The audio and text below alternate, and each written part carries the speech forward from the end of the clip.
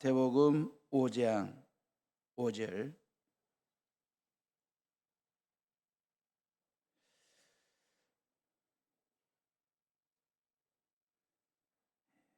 찾았으면 다 같이 읽습니다. 온유한 자는 복이 있나니 그들이 땅을 기업으로 받을 것임이요. 아멘. 마카리오스 팔복은 심령이 가난함으로 시작이 돼요. 다시 말하면 복이라고 하는 것은 채움이 복이 아니라 비움이 복이래요. 그러니까 내가 그리 귀하게 여겼던 내 것, 세상 것을 비우고 그 말입니다. 하나님의 것으로 채울 때에 내 마음 통해서 하나님의 다스림이 내 삶 가운데 하나님의 통치가 이루어져요. 내 것을 비우고 하나님의 것으로 채웠을 때 하나님의 다스림이 곧 천국이 되는 것입니다. 내 삶 속에 하나님의 나라가 만들어지는 거예요. 그래서 복이라고 하는 것은 채움이 아니라 비움이 복이구나. 그게 심령의 가난함이에요. 그 심령의 가난함을 통하여 우리는 애통함을 느껴요. 내 마음을, 내 삶을, 내 마음통을 비웠을 때 그 비운 통 안에 울림이 생겨요. 그 울림이 생기면서 그게 애통이 되고 눈물, 울음이 되거든요. 뭔 얘기냐면 내 깐에는 예수 믿은 지 꽤 오래됐으니까 내가 내 마음속을 들여다봤을 때 내 마음속에 온갖 좋은 것 말입니다. 사랑, 기쁨, 감사, 은혜, 축복, 배려, 양보, 따뜻함, 친절함, 이러한 것들로 내 마음이 꽉 채워져 있는 줄 알고 내 마음속을 들여다봤더니 그건 없고, 그것은 예수의 정신이고 예수의 인격이잖아요. 그건 없고 온갖 미움과 시기와 질투와 교만과 차가움과 불친절함, 이러한 것들로 내 마음속에 채워진 나의 실상과 실종과 실체를 보면서 우는 거예요. 그런 나를 보면서 애통해하는 거예요. 그 사람이 복이 있다는 거예요. 웃는 사람이 복이 있는 게 아니라 자기의 실종과 실상을 보면서 자신의 내면 세계를 들여다보면서 우는 자가 복이 있다. 그러면서 주님의 위로를 받는다 그랬거든요. 내 것으로 가득 찬 마음통을 쓰레기통 비우듯이 확 비우고 나면 하나님의 것으로 채워져요. 하나님의 것으로 채워지면서 천국이 되고 하나님의 나라가 되면 울어요. 왜? 나의 실상이 보이기 시작하거든. 내 삶 속에 있는 것들을 보면서, 그러면서 울음보가 터져요. 죄인된 나를 보면서. 그러면서 마음통이 울음통이 돼요. 눈물이 차요. 이때 천국이 임하고 주님의 위로를 받는다. 그러니까 비움이 복이고 울음이 복이다라고 하는 걸 주님이 말씀하셨어요. 자, 제가 이 비움과 울림, 울음에 대해서 현악기를 가지고 제가 설명을 할 테니 들어보세요. 현악기는 현 말입니다. 줄을 튕기거나 긋거나 그래가지고 진동을 만들어서 이제 이 공기와 응축이 되면서 다양한 소리, 풍부한 소리를 만들어내면서 청중에게 들려주는 게 바로 현악기이거든요. 우리가 흔히 말하는 가야금, 거문고 말입니다. 바이올린이나 첼로 말입니다. 이건 다 줄을 튕기거나 그어서 만들어내는 소리거든요. 매주 2부 예배 때 호산나 성가대가 3부 예배 때 아름다운 찬양 대원들이 정말 정성을 다해서 찬양 준비하여 여러분들의 하나님의 말씀을 마음의 문을 확 열고 들을 수 있도록 마음의 문을 여는 키 역할을 우리 찬양 대원들이 찬양을 통해서 하거든요. 정말 수고하고 애쓰신 분들이에요. 이 예배를 섬기기 위해서 말입니다. 우리 찬양대원들을 위해서 박수 한번 치시기 응원해 주시고, 그 다음에 우리 3부 예배 때 비록 적은 소수이지만 바이올린 2분, 첼로로 2분이 챔버로 섬기시면서 찬양대원들과 협주하면서 풍부하고도 섬세한 음악으로 또 찬양으로 은혜 받을 수 있도록 우리 챔버를 위해서도 박수 한번 쳐주시고. 봐보세요. 바이올린은 악기 자체가 적기 때문에 어깨에다 올려놓고 연주를 합니다. 비록 악기는 적지만 네 줄에서 나오는 고음 말입니다. 이게 아주 다채로운 연주가 가능하고 다양한 음을 낼 수 있는 악기가 바로 비록 작지만 바이올린이거든요. 첼로 말입니다. 바이올린보다 훨씬 커요. 그래서 연주자들 무릎과 무릎 사이에 놓고 두고 연주를 합니다. 저음을 내는 악기이거든요. 묵직하면서도 부드럽고도 따뜻한 음색과 그리고 풍부한 울림으로 포용적인 중저음을 만들어내는 악기가 바로 첼로예요. 근데 우리는 없지만 콘트라베이스, 더블 베이스 말입니다. 더 큰 악기가 있거든요. 이건 첼로보다 더 크기 때문에 수직적으로 악기를 세우고 연주자가 포옹하듯이 안고 연주를 해요. 그러니까 현악기에서 가장 낮은 음을 내는 악기입니다. 음질은 좀 어두워요. 그리고 분명치가 않아요. 음에서 묵직함과 무게감을 느끼게 하는 파워, 힘이 있어요. 콘트라베이스는 빠른 곡을 연주하는 데는 좀 애로사항이 있는 쉽지 않은 악기인데, 친구 딸이 오스트리아 빈에서 이 콘트라베이스 연주 활동을 하다가 귀국을 해가지고 서울 예술의 전당에서 귀국 독주회를 한다 하길래 제가 예술의 전당에 갔습니다.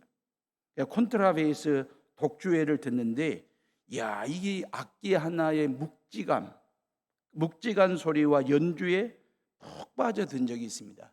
한 2시간 남짓 연주를 들으면서. 바이올린과 첼로와 이 콘트라베이스의 몸통에는 울림통이 있습니다. 우리가 흔히 말하는 기타도 현악기잖아요. 기타는 울림통에 울림 구멍을 동그랗게 만들어놨어요. 근데 바이올린이나 첼로 이러한 악기들은 울림통에 울림 소리 구멍을 어떻게 영어 알파벳 F자형으로 구멍을 내놓았거든요. 그러니까 연주자가 현에 튕기잖아요. 줄을 튕기면 현의 진동이 여기 있는 브릿지를 통해서 울림통 안으로 들어가요. 이 울림통 안에서 공기와 만나 소리가, 그래서 공기와 소리가 응축이 되어 가지고 다양한 소리를 만들어내서 그리고 청중들에게 쭉 밀어주는, 들을 수 있도록 소리와 이 소리 음을 만들어내는 그 기능을 하는 게 바로 현악기의 몸통입니다. 그 안에 울림통 말입니다. 이 울림통에서 악기마다 자기 고유의 소리를 내는 거잖아요. 울림통이 적은 바이올린에서는 바이올린만이 낼 수 있는 고음과 다양한 소리를 만들어냅니다. 첼로는요, 바이올린보다도 묵직하고 부드러운 소리를 울림통에서 만들어내요. 울림통의 가장 큰 악기가 콘트라베이스인데, 이 안에서 나오는 묵직하고도 웅장한 소리는 모든 악기의 소리를 모으고 모아서 청중들이 잘 들을 수 있도록 쭉 밀어주는 힘 역할을 하는 게 콘트라베이스이거든요. 그래서 오케스트라 연주회를 가서 보면 항상 콘트라베이스는 제일 뒤쪽에서 연주를 합니다. 한마디로 모든 소리를 아우르는 악기가 콘트라베이스예요. 그래서 아우라가 있어요.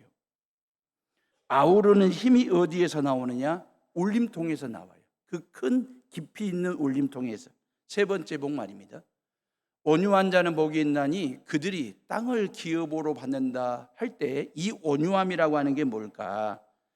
오케스트라 연주로 한다면 콘트라베이스와 같은 역할을 하는 것이 온유함이니까 저는 그렇게 생각을 합니다. 비움과 울음, 이 비움과 울음을 아우르는 게 온유함이거든요. 다시 말하면 푸토코스와 폰테오 말입니다. 다시 말하면 가난함과 애통함을 아우르고 아우르는 힘이 어디에서 나오냐면 온유함에서 나와요. 온유한 사람이 가난함과 애통함을 아우르는 힘 있는 사람, 진짜 아우라가 있는 사람 말입니다. 크리스찬들은 세상에서 아우라가 있어야 되거든요. 어떤 아우라가 있냐면 모든 상황에서 모든 일들을, 모든 사람들을 온유함으로 끌어안고 보듬고 화음이 될 수 있도록, 하모니를 이룰 수 있도록 하는 그 아우르는 힘, 그 아우라 말입니다. 그래서 모든 성도들이 그렇게 살아가는 거 말입니다. 저는 우리 장로님들이 콘트라베이스 같은 역할을 해야 한다고 보는 목사입니다. 성도들의 다양한 신앙의 소리가 있지 않습니까? 성도들의 다양한 신앙의 소리를 모으고 아우르고 아우러서 아우라가 있는 교회를 만들어내는 일에 콘트라베이스 격에 장로님들 사명 말입니다. 뭘로요? 온유함으로. 구역장도 온유함을 가지고 구역 식구들을 아우를 줄 아는, 보듬어 줄 줄 아는 그 온유한 말입니다. 사랑하는 헤어로움의 식구들이, 제가 팔복을 음악으로 표현하면 이거 팔음계거든요. 팔복이 팔음계예요. 도, 레, 미, 파, 솔, 라, 시, 도. 팔음계잖아요. 우리가 하나님을 믿고 이 땅에서 예수 그리스도를 믿는 크리스찬으로 산다라고 하는 것은 내 인생 피아노 연주를 하나님께 맡긴다, 그 뜻이에요.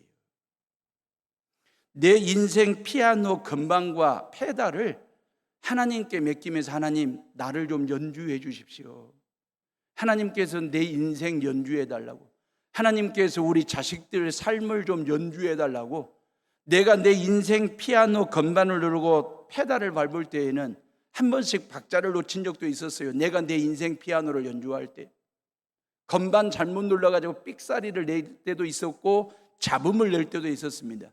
그런 내가 예수 그리스도를 만났지 않습니까? 그런 내가 이 땅에서 그리스도인으로 산다라고 하는 것은 내 인생 피아노 연주 자체를 하나님께 맡기겠다는 거예요. 하나님 연주해 주십시오. 왜? 하나님이 연주하는 순간에 명연주가 되고 명곡 인생이 될 수 있기 때문에 그래요. 명품 신앙이 언제 되냐면 내 인생 피아노를, 자식들 인생 피아노를 부모가 마음대로 누르고 연주하는 것이 아니라 모든 자녀들의 인생 피아노를 하나님께 맡기고 하나님이 연주해 주시기를 바랄 때, 그리야 할 때 하나님이 연주하시면요 삑사리가 나지 않습니다. 잡음이 나지 않습니다. 그분은 화음을 만들어내시는 분이, 가장 아름다운 소리를 만들어내시는 분이 바로 하나님 연주자이시거든요. 그 하나님이 내 인생을 연주할 때 그 말이에요. 우리는 정말 아우라가 있는 크리스찬이 될 수 있다라고 하는 거죠. 하나님께서 말입니다, 도라고 하는 하얀색 건반을 딱 누르면 우리는 심령이 가난한 자는 복이 있나니 천국이 저 이것이며, 이걸 연주하는 이 소리를 내는, 이러한 삶을 살아내는 것, 하나님께서 순간적으로 레, 하얀색 건반 레를 누르면 애통해하는 자가 되어야 됩니다. 그럼 위로하는 소리가 우리에게서 막 나와요. 하나님께서 미, 하얀색 건반을 딱 누르면 온유한 사람이 되셔야 돼요.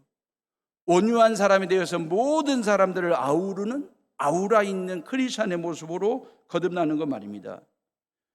하나님의 연주 말입니다. 팔음기에 따라서 현대인들의 주요 관심사가 뭔지 아십니까? 누가 세냐 이겁니다. 누가 강하냐, 이게 현대인들의 주요 관심사예요. 지금 생각해 보면 참 웃을 일이거든요. 제가 이 설교를 준비하면서 얼마나 그때 그 모습이 추억이긴 한데 우스웠던지 그 말입니다. 저희들 초등학교 다닐 때 칸막이도 없어. 모든 남학생들이 그냥 화장실에 쪼르륵 서면 누가 말도 안 했어요.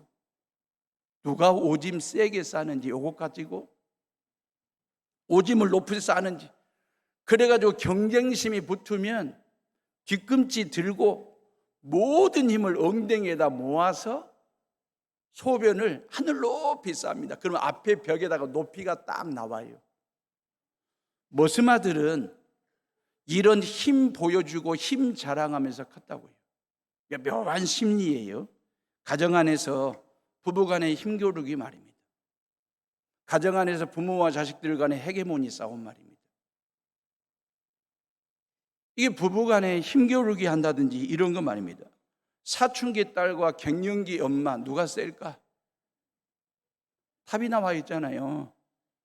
교회 안에서는 목사와 장로 간에 힘겨루기, 건강한 교회가 아닙니다. 세상은요, 힘 있는 사람이 복 있다고 얘기해요. 힘 센 사람이 복 있다고 그래요. 강한 사람이 복 있다고 하는데 예수님은 그게 아니래요. 온유한 사람이 복이 있대요. 어찌 보면 세상은 힘겨루기 아니라고, 헤게모니 싸움들 아니라고 세상에서 온유한 사람 만나기가 얼마나 어려운지 그 말이에요. 우리 5절 말씀에 온유한 자가 땅을 기업으로 받는 복이 있다 그랬잖아요. 제자들을 비롯해서 예수님을 따르는 사람들이 받아들이기는 진짜 어려운 가르침입니다. 왜냐하면 그들이 기다리고 기대했던 메시아상 말입니다. 그 메시아상은 강력한 힘을 가지고 있는 전쟁 영웅 같은, 투사 같은, 다윗 아니면 시저 아니면 알렉산더와 같은 힘을 가진 자가 되어서 로마 제국을 일거에 일망타진하고 이스라엘 땅에 승리를 가져다 줄 강력한 힘을 가지고 있는 메시아상을 그들은 기다리면서 기대했거든요. 예수님에게서 그런 모습이 보이기 시작하는 거예요. 예수님이라면 이스라엘의 국가대표가 돼가지고 로마 제국과 싸워서 한판승 이길 만한 그런 힘과 그런 파워가 있을 거라고 믿고 예수님의 제자가 됐고 예수님을 따르고 예수님 곁에 서봤더니 이 세상에 예수님이 병자를 고치기를 하지를 않나, 갈릴리 지역의 어부들을 제자로 뽑지를 않나, 아니면 그때 당시 매국노였던 세리들과 하룻밤 묵으면서 친구가 되지를 않나, 예수님이 뭘 가르치는가 하고 들어봤더니 심령이 가난한 자가 복이 있다가지, 우는 자가 복이 있다가지, 온유한 자가 복이 있다라고 얘기하니 오른쪽 뺨을 때리면 왼쪽 뺨까지 갖다 대라가지고 오리를 가져가면 십리를 가주라가지, 이 얼토당토하는 가르침 말입니다. 로마는 철천지 원수인데 예수님께서 원수를 사랑하기를 네 몸뚱아리 사랑하듯이 사랑하래요. 이건 받아들이기 어려운, 납득이 안 되는 가르침이었거든요. 그래도 이스라엘 유대인들이 생각할 때 투쟁하는 자가 복이 있나니 싸워서 이기는 자가 복이 있나니 땅을 기업으로 받을 것이요, 이 정도는 싸워서 이기는 자가 잃어버린 땅을 되찾을 것이요, 이게 복이라고 해야 속 시원한 가르침인데 예수님의 가르침을 듣고 있으면 속 시원이나 속 터질 것 같은 그런 가르침들 말입니다. 복 있는 사람은 영웅이 아니라 온유한 사람이 복 있다는 거예요. 투사가 복 있는 사람이 아니라 섬기는 사람이 복이 있다는 거예요. 이 납득이 됩니까? 이스라엘의 대표 선수로 예수를 앞세워가지고 로마 제국과 한판 겨루려고 했는데, 그래서 예수라면 한판 승으로 해서 이스라엘 땅에 독립을 가져다 줄 줄 알았는데 예수님의 모든 것을 들여다보니까 이건 한판 승은커녕 뒤집기 당할 판이고, 예수님의 포지션을 보니까 이건 기권승에, 기권패에 가까운 포지션을 취하니 얼마나 답답했겠어요. 온유라고 하는 게 헬라어로 프라오스 그래요. 구약 히브리어로는 아우나, 아나우 그리 되어 있거든요. 이 프라우스라고 하는, 이 아나우라고 하는 이 온유라고 하는 말은 뭔 말이냐면 불덩어리 고열 환자들 있잖아요. 열이 떨어지지가 않아요. 큰일 나잖아요. 그 열 떨어지지 않는 고열 환자 불덩어리에게 의사가 약을 조제해서 먹였더니 열이 떨어지면서 정상 체온이 된 상태를 프라우스, 온유함이라고 얘기를 해요. 아주 거칠고 싸나운 야생마를 잡아다가 조련사가 훈련을 통해서 명마를 만들어냈어요. 그 명마가 된 상태를 프라오스 아나우 그렇게 이야기를 하거든요. 국어사전적 의미는 온유함이란 이런 거래요. 하나의 힘이 잘 조절되어 그 힘이 인격에 나타나는 덕성, 그리 되어 있어요. 한문으로 풀면요, 따뜻할 온자에다가 부드러울 유자이잖아요. 그러니까 이 온유라고 하는 것은 겉만 부드러운 걸 말하는 게 아니라 속까지 부드러운 사람을 온유라고 얘기해요. 근데 사람은 이게 결코 쉽지가 않아요. 겉은 부드러운데 그 속은 얼마나 센지 강한지 몰라요. 그래서 여기서 우리가 온순과 온유가 구분이 되거든요. 저 사람 참 온순한 사람이야 라고 할 때 그 온순하다라고 하는 말은 겉은 부드럽더라 그 말이에요. 근데 그 속은 얼마나 센지 강한지 부드러운지를 알 수 없는 사람을 온순하다고 그래요. 겉으로 부드러운 사람. 근데 온유한 사람은 겉과 속이 다 부드러운 사람이에요. 이걸 온유한 사람이라고 얘기하거든요. 구분지어서. 사랑하는 오름의 식구들이요, 마음속을 가난함과 애통함으로 채우면, 가난함과 애통함으로 채우면 온유함까지 차요.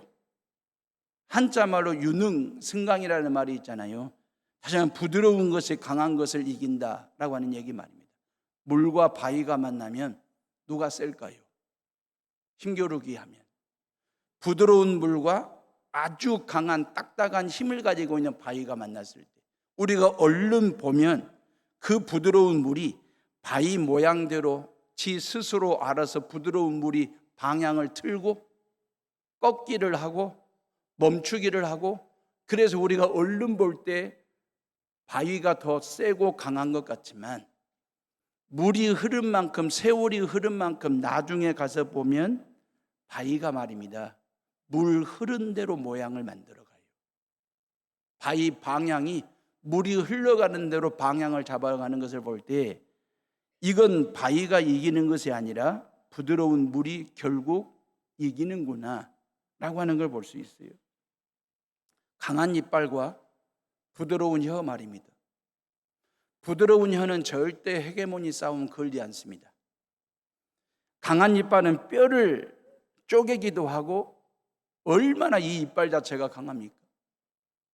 근데 이 강한 이빨이 부드러운 혀를 이기지를 못합니다. 한 번씩 부드러운 혀가 이빨에 씹히기도 하죠. 피를 흘리기도 하죠. 근데 이 이빨은 나중에 썩기도 하고 뽑히기도 해요. 우리 교인들 중에 이빨 치료하시고 입에 2천만 원, 3,500만 원을 입에 물고 사시는 분들이 계신다니까요. 그게 이빨이에요. 부드러운 혀는 절대로 싸움을 걸지 않습니다. 왜? 이기거든. 부드러움이 이긴다는 걸 알기 때문에. 포라오스, 부드러움에서 아우르는 힘이 있습니다. 이게 온유입니다. 그 일이 나를 화나게 해요. 그 사람이 나로 하여금 뿔따고 나게 해. 그 말이 성질 나게 해. 그 행동이 기분 나쁘게 해요. 그 행동이 나로 하여금 꼬라지 나게 해. 나도 성질대로 하고 싶어. 그 사람의 말, 그 사람의 행동, 그 사람의 표정, 그 사람의 모든 상황이 나도 똑같은 반응으로 똑같이 성질 부리고 성깔 부리고 꼬라지 내고 싶어. 그때 내 인생 피아노를 연주하시는 성령 하나님께서 미 건반을 누르세요. 온유함으로 대하라. 온유함으로 그 사람의 일과 생김새와 행동과 말과 모든 표정을 온유함으로 대하면 그 말이에요. 그 사람도 기분 좋고 나도 기분 좋아져요. 그 사람도 살고 나도 살게 돼요. 그래서 하나님은 결정적인 순간에 우리의 인생 피아노를 어떻게 연주하시냐면 미 건반을 누르세요. 격노하는 사람과 격려하는 사람 누가 이길까요? 누가 셀 것 같습니까? 누가 강한 사람입니까? 격노하는 사람이? 격노하는 사람이 힘있고 강하니까 격노하는 것이겠습니까? 아닙니다. 그것처럼 어리석은 일이 없습니다. 격노는 인간관계를 다 파괴합니다. 격노는 감정을 상하게 합니다. 격노는 인생 오답을 갖게 합니다. 격노는 존중받지 못하게 합니다. 근데 격려는 말입니다, 모든 인간관계를 돈독하게 합니다. 마음을 상하게 하는 것이 아니라 마음을 건강하게 합니다. 인생의 오답이 아니라 인생 정답을 갖고 살게 합니다. 모든 사람들로부터 존경받게 합니다. 많은 사람들이, 많은 부모들이, 많은 어른들이 격노하면 이기는 줄 압니다. 힘 있는 사람으로 비춰진다고 생각합니다. 아닙니다. 인생은 결코 그렇지 않습니다. 격려할 때 그 말입니다. 그래야 명고 크리스찬들이 되는 거예요. 크리스찬이기 때문에 무조건 양보하고 무조건 꿇고 무조건 항복하고 무조건 참아야 된다, 그 말이 아닙니다. 우리도 때에 따라 맞설 줄도 알고 우리도 때에 따라 맞짱을 뜰 줄도 알아야 돼요. 그 사람의 말과 그 사람의 행동과 그 사람의 표정과 그 사람의 결정에 대해서 크리스찬들은 맞짱 뜨기도 하고 맞설 줄도 알아야 돼요. 뭘로? 온유함으로, 그 말이에요. 온유함으로 맞짱 뜨고 온유함으로 맞서는 거 말입니다. 18살 혈기왕성한 요셉을 봐보세요. 10명의 형들로부터 미움 살짓을 했다고, 제가 볼 때는 그래요. 10명의 형들로부터 미움 살짓을 했어요. 그런데 그 동생을 노예로 팔 정도 미운 짓 한 건 아니에요. 근데 애굽 땅에 노예로 팔려갑니다. 보디발의 집에 노예로 팔려가거든요. 요셉이 가시밭길이지만 성실하게 일을 했더니 그 가정집의 주인으로부터 인정받아가지고 가정의 총무가 됩니다. 근데 총무가 되는 순간 가시밭길이 신장로가 되는 줄 알았더니 주임집 사모님이 20살 건장한 청년 요셉을 유혹을 합니다. 엔조이 하자고. 그 유혹을 과감하게 뿌리치고 도망을 쳤다가 성추행범으로 억울한 누명을 쓰고 옥고를 치르게 됩니다. 감옥 안에 갇히게 돼 2년 옥살이 말입니다. 노예로 팔려온 것도 답답할 일인데 죄수의 몸으로 2년 옥고를 치르는 요 인생 자체 말입니다. 풀리지 않는 인생사 말입니다. 요셉은 이때 그 말입니다. 심령의 가난함을 경험합니다. 푸토코스.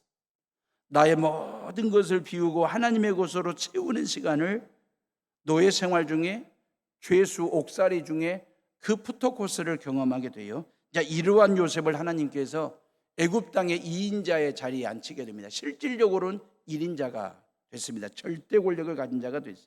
막힌 길이 열렸어요. 꼬인 인생에 풀렸습니다. 그리고 식량을 구하러 온 형님들을 만나게 됩니다. 동생 요셉이 애굽 땅에 총리가 되어 있을 거라고 상상이나 했겠습니까? 그런 형들이 흉년 때에 식량 구하러 왔어요. 그 형들을 보면서 요셉이 애굽이 떠나가도록 울고 또 웁니다.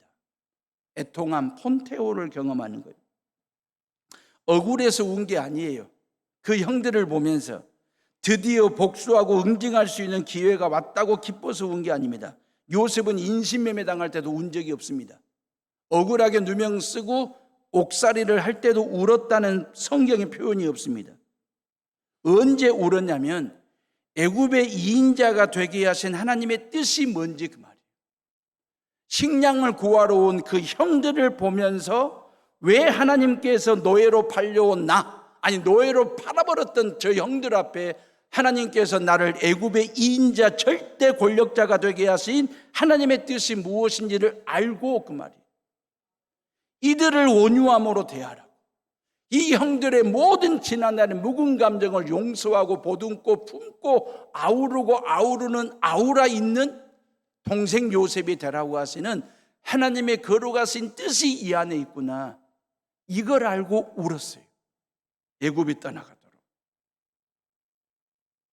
가난함이 애통함이 온유함으로 이어지는 순간이거든요. 요셉이 애굽의 2인자 총리가 되었을 때 누가 제일로 쫄았을까요? 요셉이 총리가 되었을 때 누가 가장 먼저 쫄았을까요? 포디발의 와이프 말입니다. 요셉이 엄지손가락 올리면 살고요, 엄지손가락 내리면 죽는 거예요. 생사여탈권이 요셉에게 주어져 있습니다.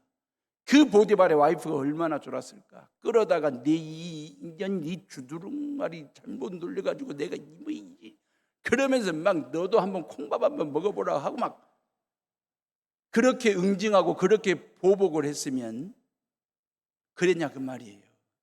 아니거든. 지금 형들이 앞에 와 있어요. 자기를 노예로 팔아먹은 형들.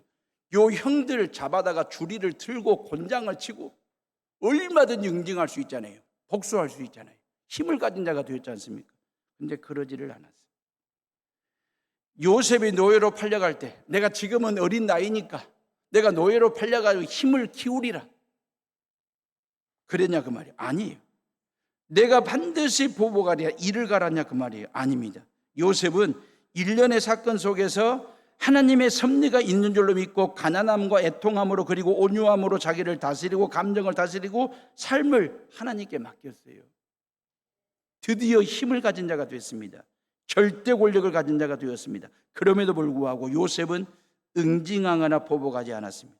부모님과 형들이 생활하는데 가장 좋은 땅, 기름진 땅, 고센 땅을 이주민을 위한 땅으로 줍니다.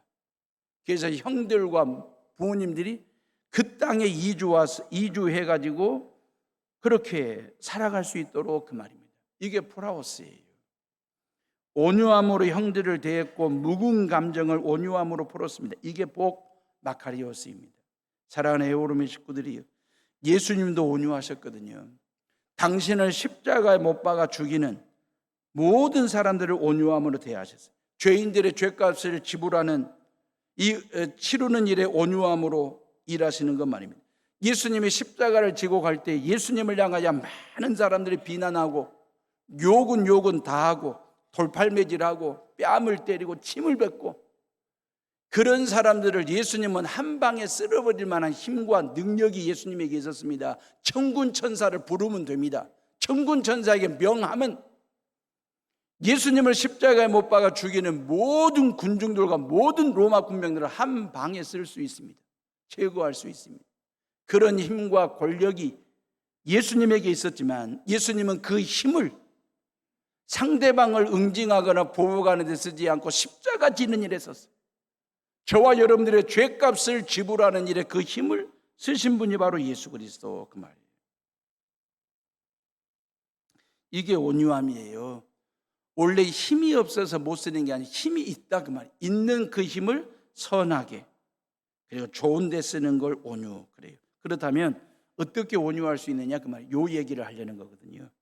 어떻게 온유할 수 있느냐. 성경을 보면 하나님께서 모든 죄인들을 선택하시고 당신의 사람으로 세우고 만드는 일에 하나님이 쓰신 공식 두 가지가 있습니다. 그게 뭐냐면 예수님을 본으로 보여주신 거예요. 그러니까 다시 말하면 예수님을 롤모델 되게 하시고 그 다음에 성령을 통해서 그 사람을 당신 백성으로 일꾼으로 다듬고 만드는 과정들을 거쳤어요. 이게 공식이에요. 그래서 예수님이 뭐라고 말씀하셨냐면 마태복음 11장 29절에 나는 마음이 온유하고 겸손하니, 그래. 예수님이 하시는 말씀이 나는 마음이 온유하고 겸손하니 나의 멍에를 메고 내게 배우라 그랬어요. 주님이 말씀하시는 거예요. 온유 자체이신 그 예수님을 너희들이 보고 배우라는 것입니다. 이러한 온유 자체이신 예수님을 보고 배운 베드로가 그 예수님에 대해서 뭐라고 입으로 글로 말로 증거하냐면 베드로전서 2장 23절에 24절에 저는 그 말이에요. 예수는 그 말입니다. 예수는 죄를 범치 아니하시고 그 입에 괴사도 없으시며 욕을 받으시되 대신 욕하지 아니하시고 고난을 받으시되 위협하지 아니하시고 오직 공의와 심판하시는 자에게 부탁하시며 친히 나무에 달려 그 몸으로 우리 죄를 담당하셨느니라 그랬어요. 이게 예수의 삶이에요. 온유함으로 모든 십자가 지는 일. 그러고 난 다음에 이러한 예수님의 온유함을 배웠잖아요. 그 다음 단계가 뭐냐면 성령 충만입니다. 성령의 임재입니다. 그러니까 성령 하나님에 의해서 나를 만들고 나를 다듬어가는 것 말입니다. 왜냐하면 갈라디아서 5장 22절로 23절에 보면 오직 성령의 열매는 사랑과 희락과 화평과 자비와 양성과 충성과 온유와 절제 그랬잖아요. 9가지 열매 중에 온유가 들어가 있습니다. 뭔 얘기냐면 겉과 속이 온유함으로 부드러움으로 채우는 일은 결코 인간의 노력으로 되는 일이 아니라 그 말이에요. 여러분들의 의지로 되는 게 아닙니다. 온유함은 여러분들의 어떤 노력과 땀 흘림과 애씀과 감정 조절과 아니면 부모로부터 물려받은 선천적 DNA를 통해서 온유할 수 있는 사람이 안 된다는 거예요. 부드러움은 내 의지로 되는 게 아니라는 거예요. 오직 성령께서 내 마음에 임재하시고 성령 충만할 때에 그 말이에요. 온유함은 성령의 열매로 만들어 놓았어요. 성령의 열매로 지목하신 이유가 뭐냐면 오직 성령 하나님에 의해서만 그 상황에 그 사람 앞에서 그 일을 놓고 온유할 수 있다라고 하는 것이 성경의 가르침이에요. 그래서 여러분들이 성령의 임재를 경험하고 성령 충만함을 체험하게 되면 여러분들의 가정 안에 성령의 9가지 열매가 주렁주렁 맺힌다고요. 이 교회 안에 성령의 열매가 주렁주렁 맺히게 된다 그 말이에요. 사랑하는 에오름의 식구들이요, 겉절이 김치도 제맛이 나고 한 번씩 먹어보면 꿀맛이에요. 근데 진짜 김치 맛은 겉절이가 아니라 김장김치예요. 깊은 맛이 있어요. 겉절이는 글자 그대로 배추에다가 배추 겉에다가만 양념을 겉절이로 발라놓은 거잖아요. 근데 김장김치는 양념으로 절인 김치잖아요. 그래서 깊은 맛이 나고 질리지 않습니다. 먹을 때마다 늘 새로워요, 김장김치는. 근데 겉절이 김치는 어쩌다가 한 번씩 먹는 거지 요거 몇 끼니 때마다 밥상에 올려놓으면 질립니다. 김장김치는, 겉절이 김치는 말입니다. 결정적인 순간이 뭔지, 결정적인 차이가 뭔지 아세요? 겉절이 김치와 김장김치의 결정적인 차이. 김치찌개 끓일 때. 겉절이 김치는 절대 김치찌개가 안 됩니다. 김장김치만 찌개가 될 수 있어요. 성령은 겉절이용이 아니에요.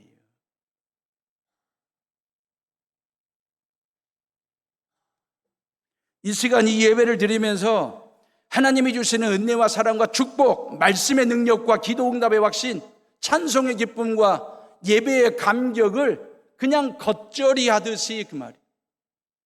내 몸에 내 삶의 겉에만 그냥 양념 바르듯이 그렇게 바르고 세상으로 나아가면 세상 사람들과 다를 게 뭐 있습니까? 말하는 거나 행동하는 거나 모든 일이. 왜? 성령을 겉절이로 썼거든. 그냥 세상 사람들이 하는 말 다 하고 세상 사람들이 하는 행동 다 해요. 갈 때 가고 먹을 거 먹고 할 것 다 해. 왜? 성령을 겉절이로 썼거든. 하나님의 은혜를 겉절이로 쓴 거예요. 이 예배는 말이에요, 저나 여러분 모두가 다 성령 속에 내 인생을 푹 담그는 거예요. 그래서 성령이라는 양념이, 말씀이라는 양념이, 찬송이라는 양념이 내 안과 속이 꽉 차도록, 절이도록 그 말이에요. 그 성령을 김장김치 담그듯이 그렇게 담그고 세상으로 나아가야 세상 사람들과 뭔가 좀 다른 아우라가 있는, 그 세상의 모든 아픔과 모든 고통을 아우르는 그런 아우라 있는 크리스천의 삶을 살아낼 수 있는 거 아니겠습니까? 생물학적으로 말입니다. 생물학적으로 이리와 개는 구분이 안 된답니다. 생물학적으로 이리와 개는, 이게 전문가가 아니면 저게 개인지 이리인지 별로 구분이 안 된대요. 근데 학자들에 의하면 원래 똑같은 동물이었는데 성격이 싸나운 녀석들은 이리가 됐고 성격이 온순한 애들이 개가 됐다는 거예요. 성격이 싸나운 이리들은 결국 지네들 알아서 광야를 뛰고 뭐 산속을 달리고 있겠지만 그 성격이 싸나운 이리들은 잡혀가지고 어디에? 동물원에 조그만한 땅에 갇혀 있는 거예요. 동물원 생활만 하는 그 땅만 밟는 거예요. 근데 성질이 온순한 개는 말입니다, 지금 세상을 누비고 땅을 밟고 다닙니다. 그 개들 말입니다. 진돗개든 똥개든 뭔 개든 이 개가 애완견이 된 거예요. 애완견이 돼가지고 응접실에 딱 버티고 앉아있어. 안방까지 차지했다니까요. 왜? 똑같은 이리와 개는 생물학적으로 같은 건데 왜 땅을 기업으로 차지하는 이 비율이 왜 이렇게 달라졌냐 그 말이에요. 싸나운 이리는 동물원에 그 땅만 받고 있어요. 근데 온순한 개는 안방까지 차지할 정도의 개가 됐어요. 과거 역사를 보면 이리와 같이 거칠고 싸나운 히틀러 말입니다. 히틀러가 세계를 정복하고 싶었거든. 근데 실패하고 본인도 자살을 하잖아요. 히틀러 말입니다. 근데 지금으로도 300년 전에 말입니다, 영국의 청교도들이 신앙의 자유를 찾아서 그들은 대서양을 건너갔다고요. 죽음의 고비고비를 넘고 미국 땅을 차지했습니다. 그의 후손들이, 청교도의 후손들이. 히틀러나 스탈린이나 무솔리니 같이 칼을 든 자들은 다 망했지만 온유한 사람들이 땅을 차지한 거예요. 그렇습니다. 강한 것이 이기는 것이 아니라 부드러운 것이 이기는 줄로 온유한 사람이 땅을 기업으로 받는다는 사실을 믿으시기를 주님의 이름으로 축원합니다. 나폴레옹도 세계를 정복하고 싶었거든. 그래서 프랑스를 만들었어.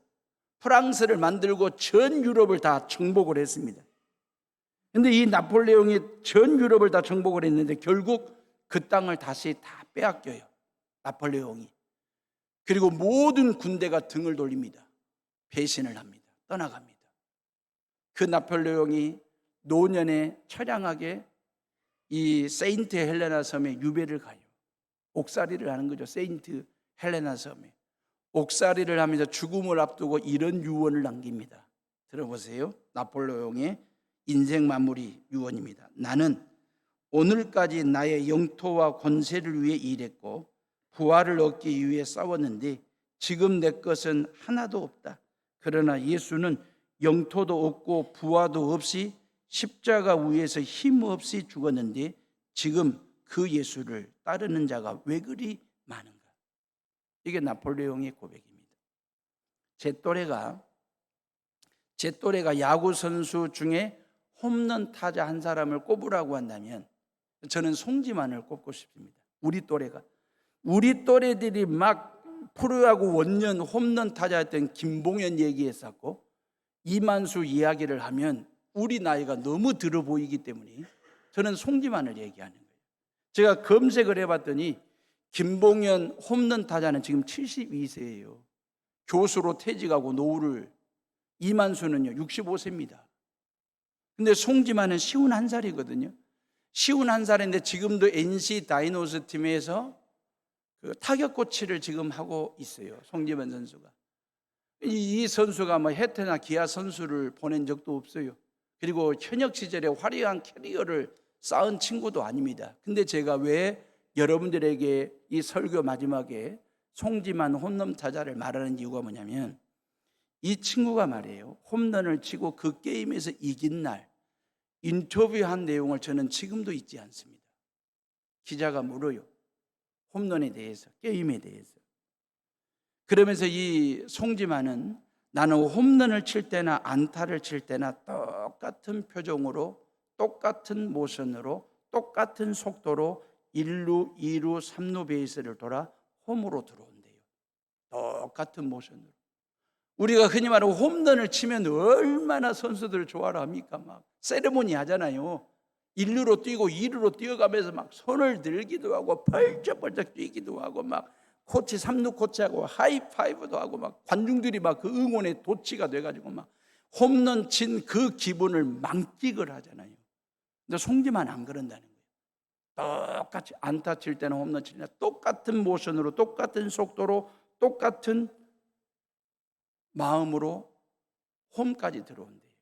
그 기자가 물었어요. 이유가 뭐냐고 물었더니 나는 홈런을 쳐서 좋은데 홈런 맞은 저 투수는 얼마나 힘들까? 얼마나 고통스러울까? 그걸 생각하면 그 말이에요.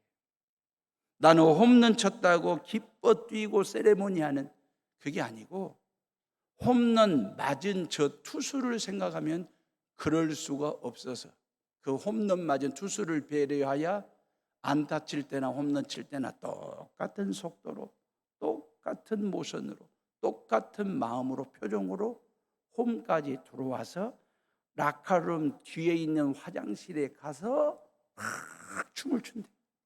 그때 마음껏 기분을 만끽한대요. 호 하면서 막 한대요. 그게 송지만의 독실한 크리스찬의 마음에서 나온 인터뷰 내용이에요. 그때 당시 그 잊지를 못해요. 온유함이라고 하는 것은 화만 참는 게 아니에요. 성깔만 절제하는 게 아니에요.